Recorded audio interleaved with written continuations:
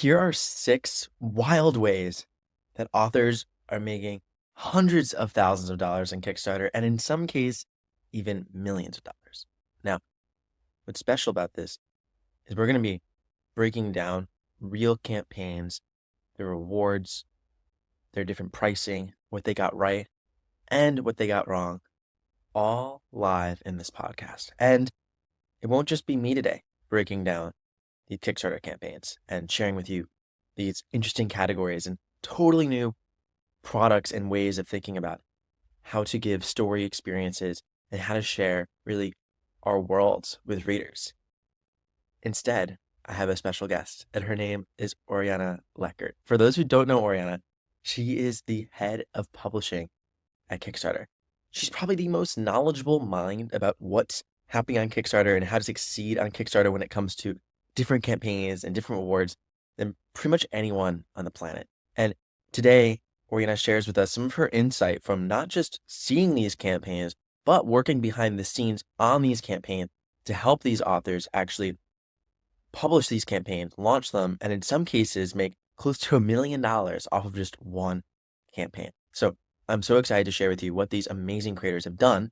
And what's really cool is right now, I actually have a Kickstarter project live myself. It's called Author Marketing Superpowers Deck. It's 50 superpowers to help you supercharge your income as an author. They're in a beautiful deck of cards that you're able to flip through and get bite-sized concepts, strategies, and tactics to help you grow your business. And you can even flip the decks of cards and shuffle them to mix and match the superpowers into unique combos for your next marketing campaign. It's a ton of fun, and they have 50 beautiful illustrations to go along with them. So I'd love if you supported the campaign. We're currently gunning for some stretch goals here, which involve some beautiful maps and other really awesome benefits. So you can check that out and link in the description and see my own unique way, trying to bring author education out of courses and out of books, and instead trying to adapt it into a beautiful set of cards. And fittingly, our first category that we're going to explore on Kickstarter that authors are making bank in is actually games. And the project that we're going to be covering in detail is a card game by an author that literally made over $600,000 in 28 days.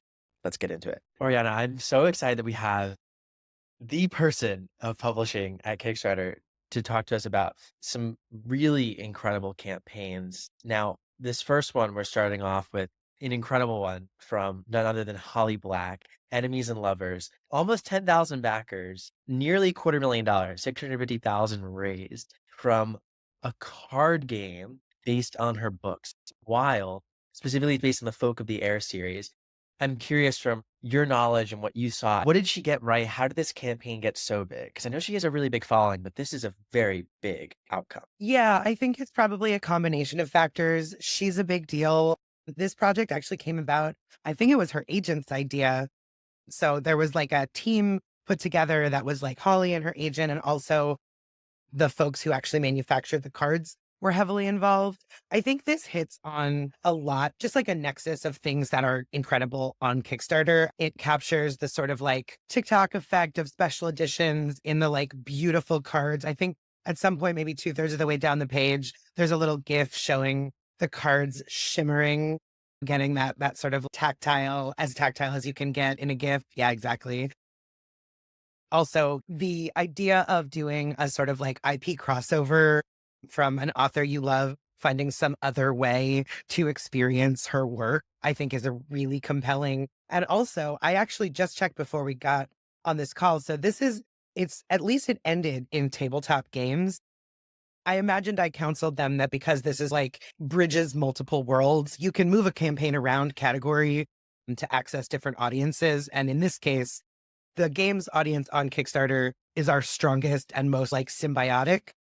So I can't remember exactly. I probably told them to launch in games once they hit maybe like week 2, move it into publishing, leave it there for a week or 2, and then end back in games to get the full advantage of that audience at the strongest times for the campaign. I also just pulled some stats. I don't track games. I just preside over publishing. And so I know everything I can about that and know nothing about everything else. Had this sorted into publishing, It would have been the fourth highest funded project in publishing last year. Wow. Okay, that is such an interesting strategy. You're hitting the sort of organic audience that Kickstarter has in a campaign that might not deliver, like she traditionally is in publishing, actually literally is in traditional publishing, and a sort of entendre there. I love that. I would have never thought to do that. Yep. Yep. Wow. Okay. This makes a ton of sense.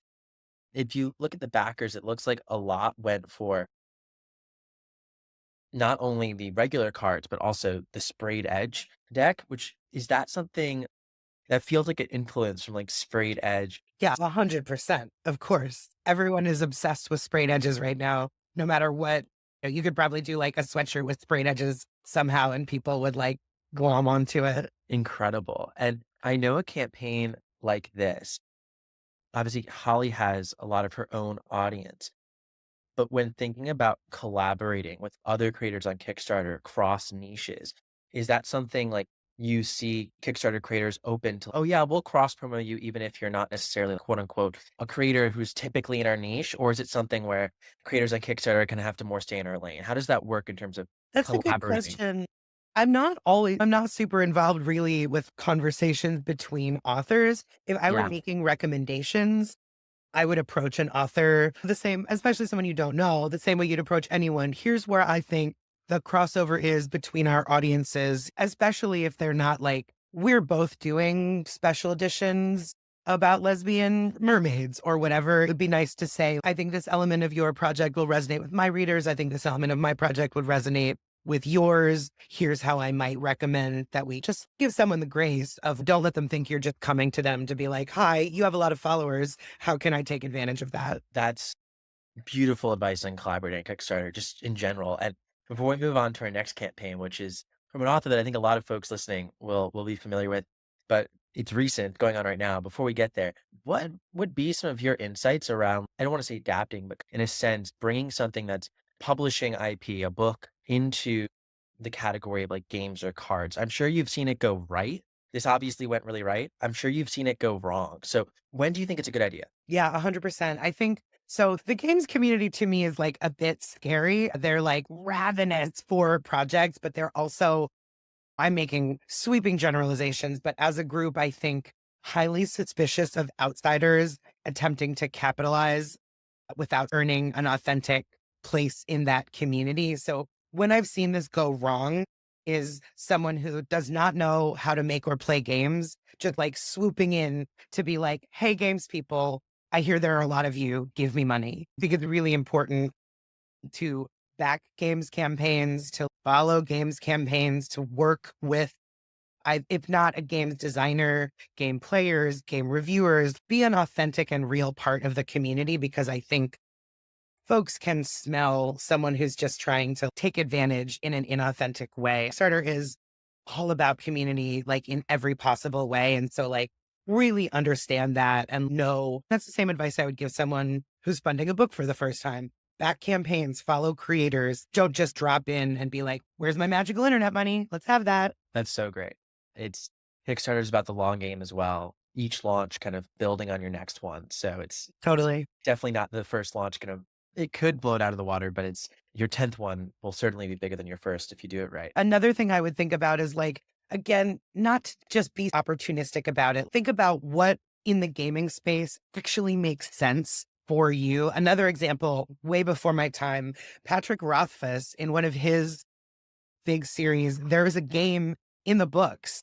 And he came to Kickstarter to make that game. That could not be more authentically connected to his work, of course. But again, just don't just try to take advantage of a hot trend. Think about what truly fits with your work, what your audience will love. And this is hardly a pro tip, but if you don't know, ask your audience. One of the best things about Kickstarter is that we help collapse those boundaries between a creator and their fans. So go to them.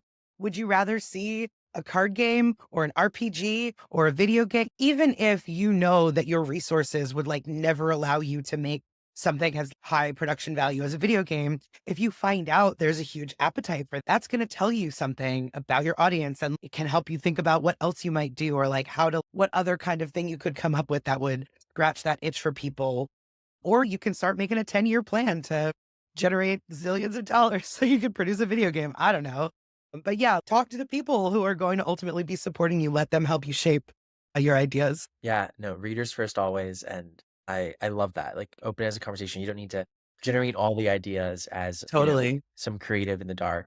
Now, speaking of dark, we have Dark Billionaire Brilliant Velvet segue. Special Edition Omnibus, which at the time of recording, this just really went live like today and funded very quickly, reached 7K in 2 hours, which is incredible.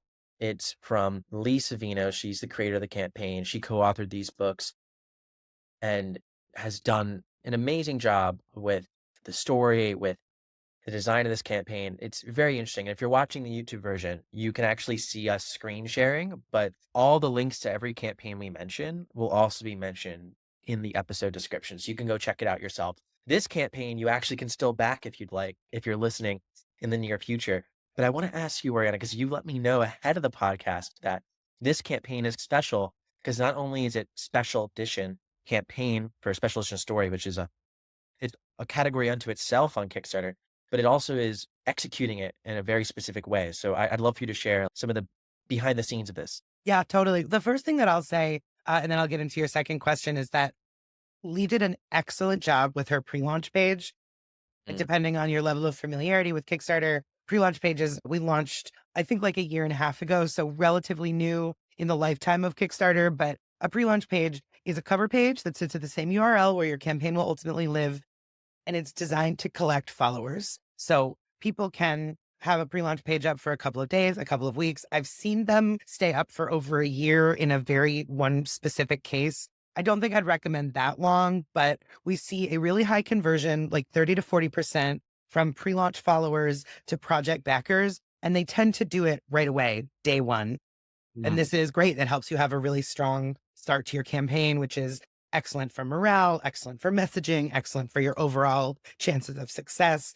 So I really think anybody can and should do this. Get your pre-launch page up and have a strategy for promoting it. This is also, by the way, a time when you can warm your audience up to the idea of Kickstarter. If you're an author who Mm. has not been on the platform before, or if you think your readership is largely not familiar with crowdfunding or like what sort of is happening here, you can send out your pre-launch page and say to people, make your Kickstarter account now, sign up to follow this page so that you can have access to the early bird rewards, or you can be one of the earliest adopters, whatever it is, but encourage them to remove that friction. Go to the other room and get your credit card and make your account now, far before it actually matters, so that it's just going to be one click and done when you actually have the campaign go live. Oh, amazing advice. So definitely get some followers, do pre-launch. It's yeah, even just getting feedback from people before you have the Yeah, big day is totally. invaluable. Yeah. But so the other thing that you're talking about, so Leah's working, and if you scroll down to the bottom of the page, I think she's very open about it with a company called The Influence is Design. And they're an agency. They do a lot of things. They work with many campaigns in many different ways. It's not me for me to say like all of the different things that they'll do with creators, but one thing they do is they will run campaigns for you. And that too can have like different options of what parts they do and what parts you do. I know them very well. They're a new, but really very fast growing agency. They work mostly with romance writers. It's founded by Dana Clare, who is herself a romance novelist who has been on Kickstarter. She absolutely knows what she's doing. And so this is the kind of thing where if you have the means and the desire, there are lots of people who do this kind of work with campaigns. You can think about the parts of creating, designing, running, fulfilling the project that you'd really rather give somebody money to do instead of doing yourself. And then, of course, just make sure that you have vetted your partners and your collaborators and make sure that they are trusted and they're going to do good work. Yeah, no, it's looks great. I know Dana personally, and she's wonderful. And I love that Lee was able to launch this with Stasia and do such a really it looks like they've done an awesome job. Just even looking at the different benefits here, they have so many different tiers they've been able to bundle together. They have the foiled bookmarks, foiled stamps. And what I wanted to get your insight on before we move on to our next Kickstarter campaign is with all of the special edition campaigns you see, and I imagine you probably see more than maybe anyone else in the world, unless there's like a very big super fan reader who's backing every single campaign, which I wouldn't be surprised if there's one of them. But what I'm really curious about is what makes a special edition special? Like, what special things about it do you see doing really well on Kickstarter right now? Yeah, I think this too, the things that make it special are going to be somewhat unique to the author. I think table stakes at this point are like sprayed edges, spot gloss on the cover, fancy ribbon bookmarks, but it can go on and on into the stratosphere. Color change filters in your slipcases and vellum art inserts that are translucent and can be selected based on different backers. I keep hearing about, I don't want to like spoiler anybody, but yes, I keep hearing about new crazy features that folks are lining up all the time. What makes it special is that it's limited, it's collectible, it activates both that FOMO of this is the only time I'm going to be able to get this thing, the sort of collector mentality. I'm actually not much on TikTok, which I know is becoming a professional liability, but I am sent constantly the unboxing videos, the sort of like shelf safari tours that I was just looking at some yesterday about book hauls. These a boyfriend takes his girlfriend to the bookstore and says, "You have 20 minutes, as many books as you can grab, I'll buy you today." I don't know about the sort of gender and class politics of that, but people want these gorgeous books to see, to touch, and then to put on the shelf and display as a signifier of the kind of person they are and the sort of things that they love. This is a great way to appeal to all of that. Yeah, it's almost reminds back when I was like super into the YouTube world. A lot of YouTubers make a lot of their money off of merch, and it's a very similar idea of you want to, as a fan of the creator, as a fan of IP, as a fan of a story, be able to share that representation with the world. And having that special edition book that sits in your shelf now becomes something you want to show your friends because something you look at all the time that you have as part of your life, just like a shirt can be. So, funnily enough, Dana Claire from the Influence, who we were just talking about, I commissioned her to write an article for the Kickstarter blog last year called The Allure of Special Editions on Kickstarter and How to Create Your Own. That's a great follow up. If you want to dive deeper into special editions, go to the description. We have the article from Dana all about that. That sounds awesome. I'm personally excited to read it myself. And what's very interesting about Kickstarter and really just going beyond the book in general is that you don't necessarily have to be creating a physical product. You could also be creating a space for people. These next three campaigns do it all in like similar-ish ways. I actually backed this campaign. You can see this is basically a new bookstore meets coffee shop in Chicago. It's called Junction Cafe. We also have the Story House, which is a bookmobile, which will be for kids. And then we have Books and Brews, which is going to be in Indianapolis, a book and coffee shop, which still exists now. You can go find it. This one was actually 5 years ago was when it ran. So one of them's ongoing and is a new thing in Chicago. Then there's the bookmobile. Then there's a past bookish space. I'm curious what you've seen because just perusing Kickstarter, you can see a lot of like indie bookstores or people creating like bookish spaces, literary clubs popping up on Kickstarter. I'm curious like what you've seen in those campaigns, what makes that type of campaign successful. Would love your insights on that. Yeah, totally. And I should have, when we were talking before, I could have given you like 15 more literary spaces. In fact, I can't scroll down a smidge where you currently are. Yeah. Yeah. Okay. No, that one says food. So go back to Junction. And then if you see that's shelved into the subcategory of literary spaces, if you click on where it says literary spaces, you can sort that and see all of the bookstores, museums, the Rocky Mountain Land Library. There's all kinds of, this is where the vast majority of the literary spaces, obviously, as it says on the tin, tend to live.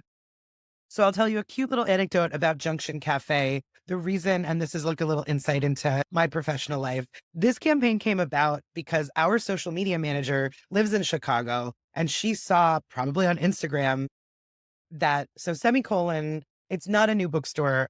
It's been around for several years. They had opened up, I think they had opened up a third branch and their reach might have exceeded their grasp. So our social media manager heard about it right before that was going to close.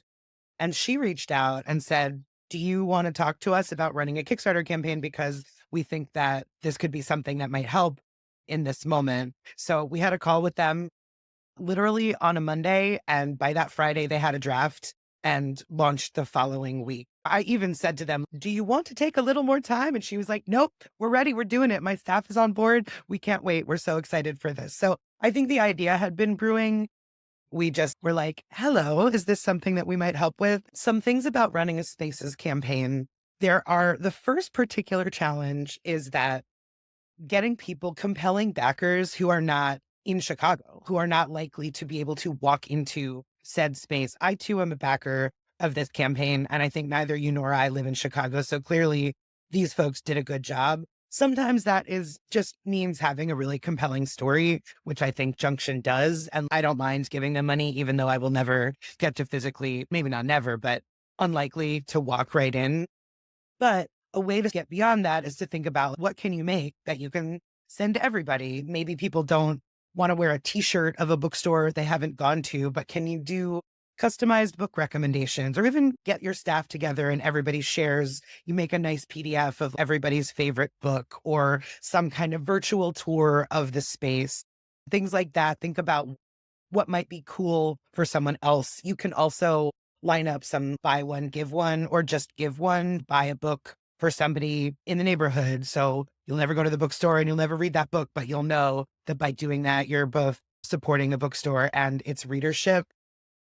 And a really cool thing about Spaces is you can sell off naming rights to anything. You Mm. can sell off naming rights to every single shelf, to every toilet, cash register, corner of the wall. I've seen people do an entire mural on one wall that incorporates the names of every single backer.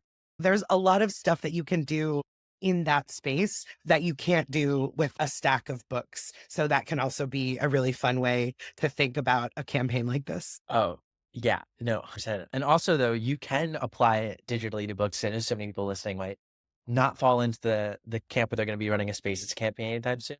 You can apply the naming thing to books. You're a little bit more limited. Like you said, you can't necessarily name the shelf in your bookstore that doesn't exist, but you can have people name secondary characters, Oh, maybe yeah. coffee Matt shop. Dinneman Matt Dinneman did a tremendous job of that. He writes the Dungeon Crawler Carl series, which is like a huge ensemble cast. There's like hundreds and hundreds of characters. And so in his last campaign, for $666, he would kill you off. In the next book, and for $777, he would let you live. But I I've love. also seen, we'll name the dragon after your dog. We'll name the villainess after your mother-in-law. We'll name the hero after your son. Also, you're right. Naming rights are absolutely a thing in books as well. And you can see here the Junction did a really good job with at each level, they have something beyond $1. They have something that you're getting that is valuable to both people in Chicago and people who are potentially outside of Chicago. Being able to at $250, then people like the coffee is really cool. That's the tier where I backed, and I told our social media manager, I'm going to need you to walk into the store and pick that up for me. And the next time we have our Kickstarter retreat, I'll get it from you. I love it. I love it. Yeah, no, that's epic. Epic, epic stuff. And speaking of being able to deliver cool things that aren't just books to people around the world, we have book boxes. And specifically, this campaign, which you showed me about, which I had not seen, but looks epic, which is Lucy Eden's Love Notes from Paradise Book Box. And it's a Lucy, luxury book box. Each quarter raised almost $30,000. That's a really great campaign. Lucy Eden is such a star. I think you can see it if you look in my screen, that blue, that box up there, that's Yeah. from this campaign. Oh, so cool. I have a problem. I back a few too many Kickstarter campaigns, but it is Lucy did an incredible job. You can do a lot of different things with book boxes. What is so astonishing for me about Lucy is this was like an it takes a village kind of effort. She coordinated so many authors, so many artisans, so many craftspeople, and every bit of the campaign had like such a strong professional touch. The boxes are themselves super lovely. So the way this campaign works is that each quarter you get a box with a book and a bunch of associated swag, and all of the swag is made by artisans with whom she is friends or like part of the community. There's also a book club, so you get to read the book, have the swag, do book club meetings. One of I think her toppest tier reward, which I don't know I don't remember whether anybody got where she lives. She Airbnbs part of her home. So there was a super mega deluxe package that you and a friend could come stay in her Airbnb on the weekend of the book club conversation. So you could participate IRL while also being in this fancy place, while also getting all of this incredible swag. I have gotten to know Lucy since this campaign. She is so ambitious. I actually just said this to somebody else this morning. An unofficial part of my job is to help people not ruin their lives with Kickstarter campaigns. Unfortunately, there are many ways that you can get a little carried away and get yourself in trouble. And we had many conversations during the lead up to this project where I was like, are you sure? Is this too many people? Is it too many books? Is it too many boxes? Are you going to be okay? But she was okay. She did it. She knocked it out of the park. Wow. That's incredible. Everything about it, being able to have that really awesome luxury tier that involves going to her house, which is wild. And I'm curious, like when you see a book box campaign like this one's limited in quantity. But I also know there's like the opposite problem where if you have too little book boxes sold, it can be like a lot of effort in sourcing and like making the boxes where it's, man, you put a lot of effort into just 3 boxes. So I'm curious. I know it's tough and it's always more art than science, but I know a lot of times with Kickstarters, you try and set a lower goal to try and reach it so that you actually get funding and then know that obviously you want to get more past that. But with these types of campaigns where there's potentially more fixed costs, or it's, man, if you're only selling 3 book boxes, is it really worth it? How do you recommend like thinking about what the campaign goal should be when there's more involved in the campaign? Yeah, totally. I think this is a huge thing. And you're right. There is a trend of people aiming far lower than what they need. I won't ever give someone a dollar amount. I'm not in your books. I'm not like neck deep in your budget, but I worry about that trend. I think Mm. people can take that a bit too far where they will do deluxe special editions and set a goal of $500. And I know that they're largely motivated by fear or being wanting to be able to say fully funded in 10 minutes or whatever. The reason why Kickstarter was designed with all or nothing funding is to protect the creatives. If you do your budget and you really need $5,000 to make this book at this trim size with this paper quality and this page count, and then you come out of the campaign with $4,000, like you're in a terrible spot. Like we didn't ever want to force somebody to be bringing their project to life with an incomplete budget. So that's like what you do to yourself if you aim very low. Like you're making all these promises and you're going to have to keep them, even if you haven't really raised enough money to do. What can I say? I get it. I understand why people do it, but I'd be really careful. Make sure that you have a full understanding of your budget, not just your print production, which is no small thing, but also every reward that you're making, every box and roll of tape and sheet of bubble wrap that you're going to need, build in a buffer, just like really know what your costs are. And then really understand if you set a goal that's significantly lower than that, you're going to have to, there's not, you're going to have to, but there's a chance that you will need to make up the rest yourself. And what is that going to mean for your budget, for your means, for your life? And decide whether that is worth it to set yourself on that path. Yeah, that's like a really good PSA for everyone. That's really good to keep in mind. Like you obviously want to reach your goal, but you have to set your goal in a place where you know you're actually okay doing it. And if your goal isn't actually your goal, then it's potentially that could be a tricky thing. I love your advice. I also love just you saying like part of my job is like keeping people like okay. Like we want to make sure people don't get too out of hand. Now, one thing that I'm curious about is there's a lot of book box. Like this is one book box campaign in particular. There's a lot of successful book box campaigns on Kickstarter. And I know a lot of them aren't necessarily from authors themselves, but might be readers creating it for a specific genre or community. What are some interesting things you've seen across book box campaigns? And is it something like as an author, like do you recommend doing a book box campaign for your own books, like the Willow Winters model, because she really includes her own books in a lot of it? Or should I be doing it for like, other authors' books? Like approaching book boxes can feel like a lot.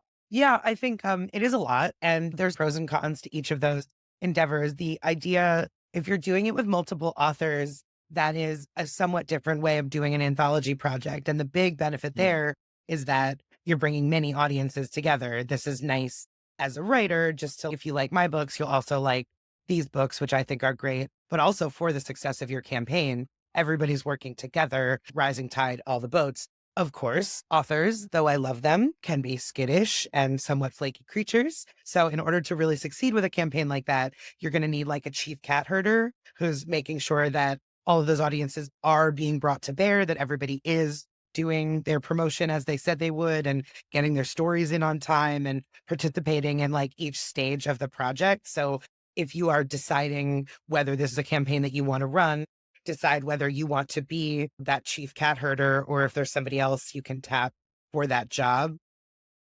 I would say if you want to do book boxes for only your own work, that obviously keeps everything in your control, but it's much more ambitious than just funding a single book. And someone like Willow Winters, there's nothing she can't do, but not everybody is like quite at her level yet. So understand what you're getting in for, what you're setting yourself up to have to do, and make sure that feels comfortable and achievable for you and that you will not yet again ruin your life in the fulfillment of it. Yeah, so we wanna do the exact opposite. We wanna Exactly. have kickstart amazing things for you, and I think that's fantastic advice. Now, this next project is quite interesting in a good way, and you also brought this project to me, and I was like, "What? I would have never thought of this," which is illuminated tapestries, and it's featuring original artwork from artisans in actually my home state, which is South Carolina.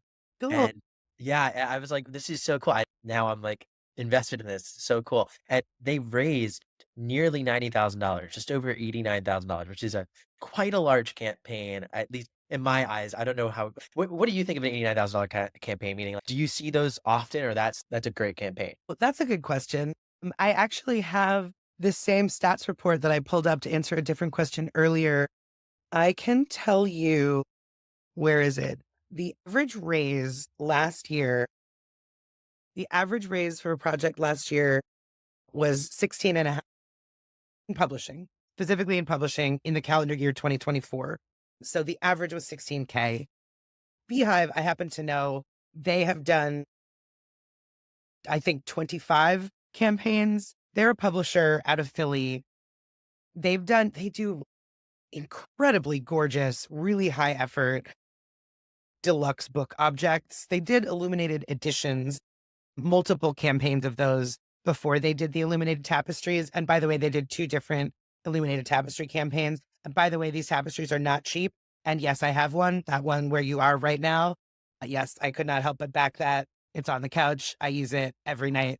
And I am watching TV on the couch. The quality is great. The art is stunning. Yeah, love them. I could have hung it on my wall like that one, but I wanted to cuddle with it all the time. What question am I answering? I have no idea. Is $80,000 an impressive campaign? For sure. For sure, for anybody.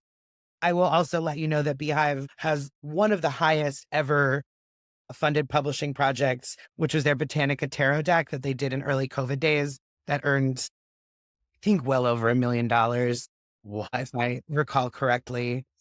So they're an experienced creator. They didn't just wake up one morning and go, what would it be like if we got comics people to make us blankets?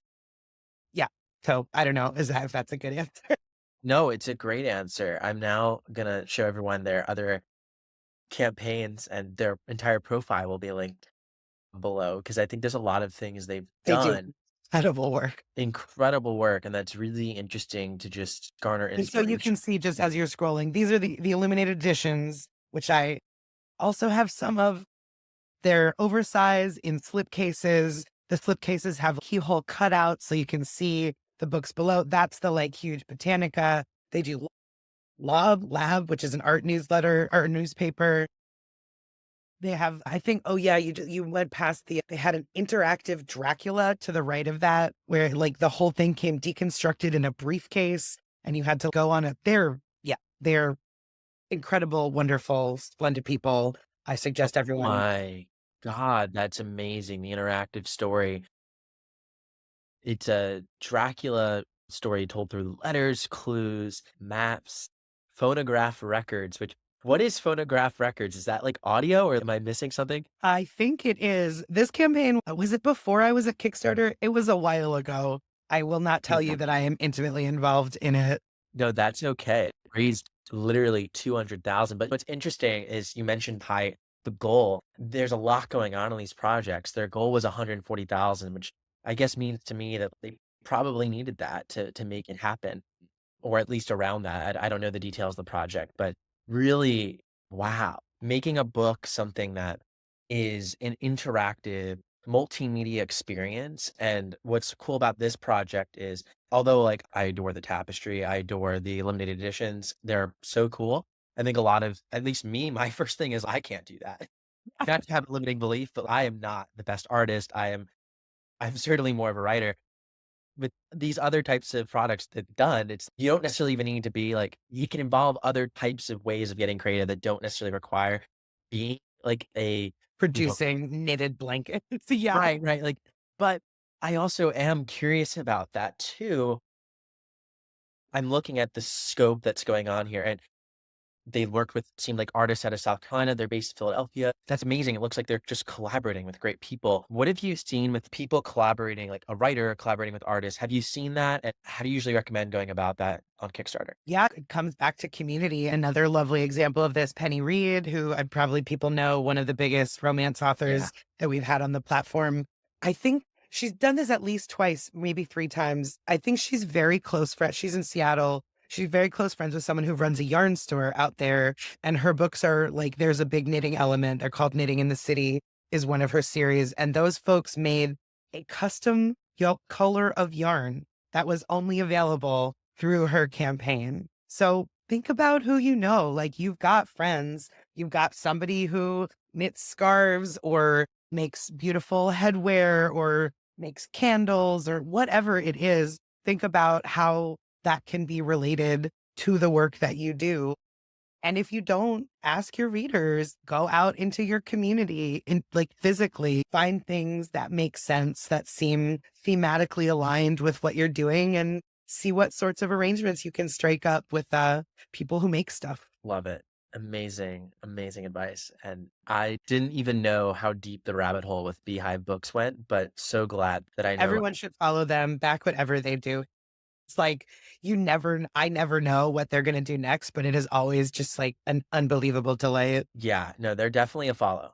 Follow them, they'll be projects we mentioned, and their profile will be linked down below. This next profile as well is maybe less diverse in medium, but no less incredible, which is chocolate bars.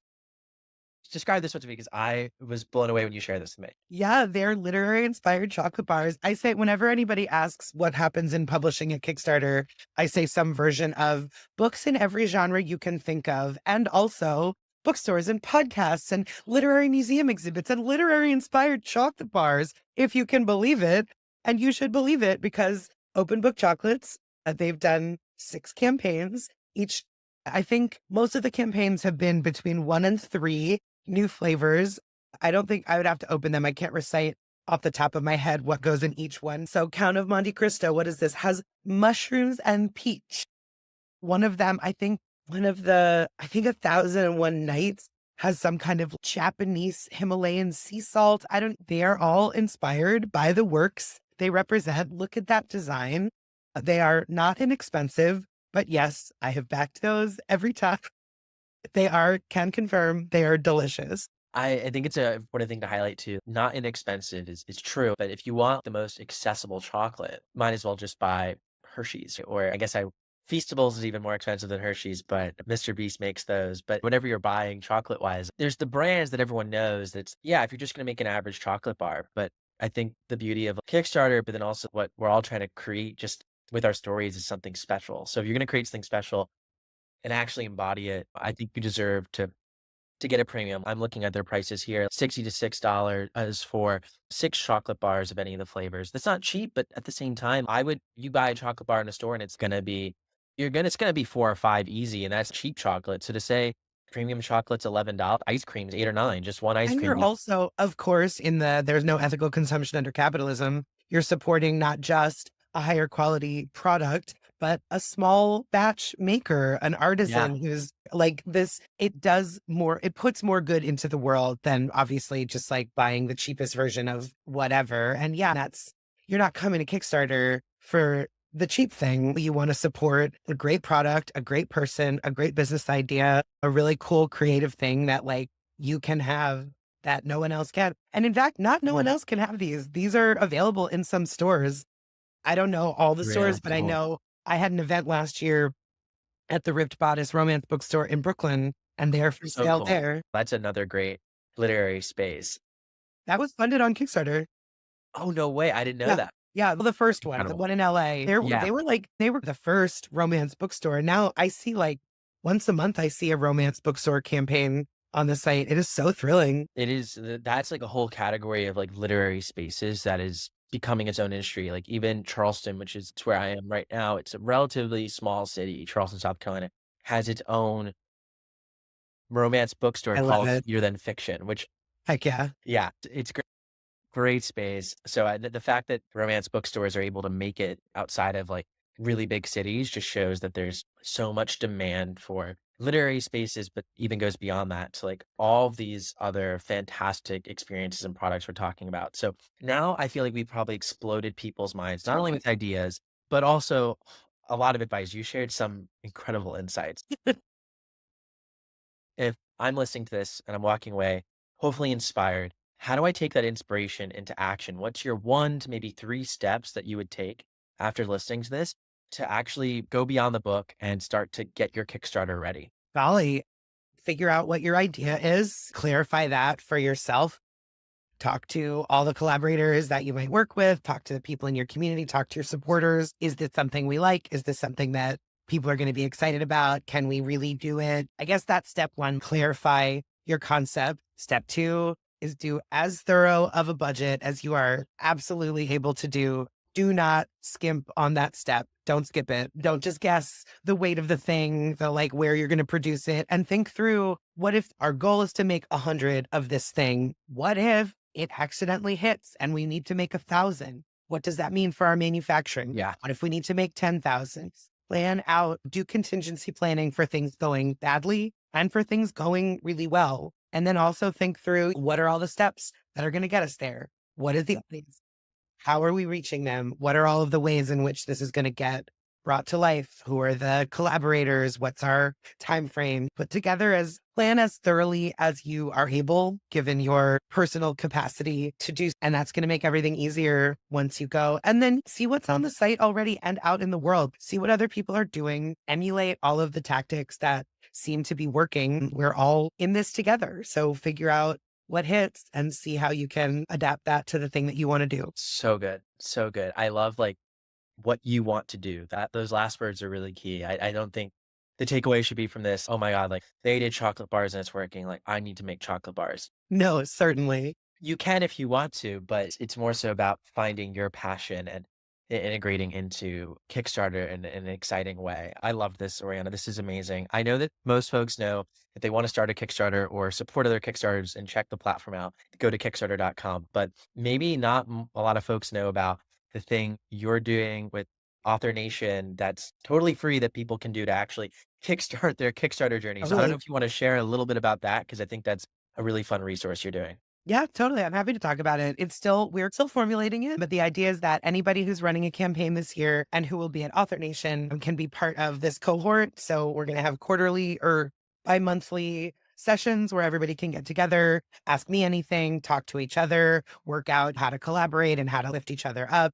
And then at Author Nation, if your campaign runs any point during the year, you can have a reward or multiple that you give out live to the readers who are attending Reader Nation at the end of that show. You can all the folks in this cohort who have tables at Reader Nation will be grouped together under Author Nation X Kickstarter banner. So you can also, if you have a live campaign, then have a QR code on your table. Again, build community, lift each other up, share resources, share audiences. Yeah, this is our first time doing it. We think it's a really cool idea. We'll see how it goes. We'll do it better next year. Please join us. I'm not sure that there's any public facing messaging yet. It's in development. The first cohort meeting is in April. So hopefully we'll have some stuff that people can find so that you can join us. Love it. No, that's so exciting. And I know you've recommended this group before, but I also want to share with people. There's a free Facebook group called Kickstarter for Authors that if you're like at this stage where you're like, okay, I'm ready. I got all these amazing action steps for Rihanna, but like, how do I go to Kickstarter, go beyond the book? Like, I need advice in doing this. I need guidance.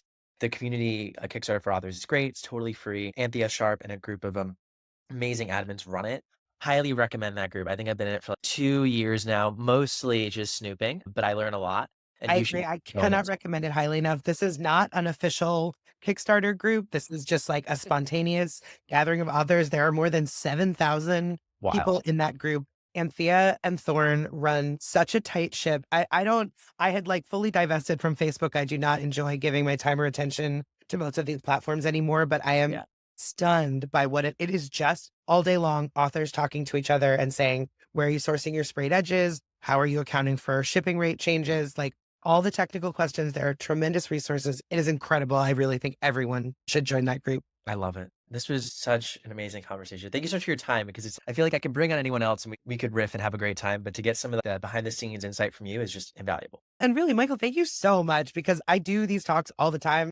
Pro tip, I have a weird name and I'm hyper online. You can find so many versions of my face having these conversations. But this was a perfect way in. This is like a different framing than most of these things that I do. So I really appreciate you coming up with it and giving me a different way to talk about the same stuff that I talk about all the time. Yeah, no, it's great. I could see there were some beautiful moments where I could see you were like, oh, I've got something to share in it. So that was amazing. And yeah, thank you again for being here. Awesome. This rules. Thank you so much. Just as a reminder, you can check out the link to my Kickstarter campaign in the description below. I'd love if you backed it. There's some amazing rewards. And I should mention that they're on a discount that will never be offered again. These cards are only going to be available in a bundle that's going to cost $99. And likewise, the Reader's First Challenge and a lot of the other benefits I have are literally either not going to be available at all or available at double to even triple the price outside of this campaign. So not only is it a chance for you to help support this creative project, it's also a chance for you to get these things early and